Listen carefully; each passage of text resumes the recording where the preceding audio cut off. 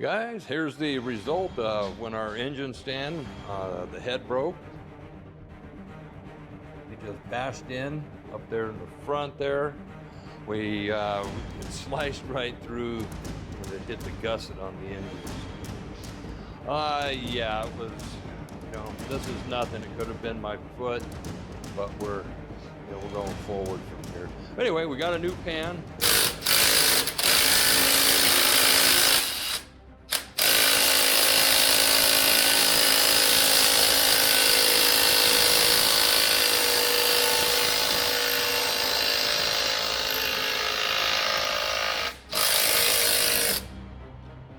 And there you got it.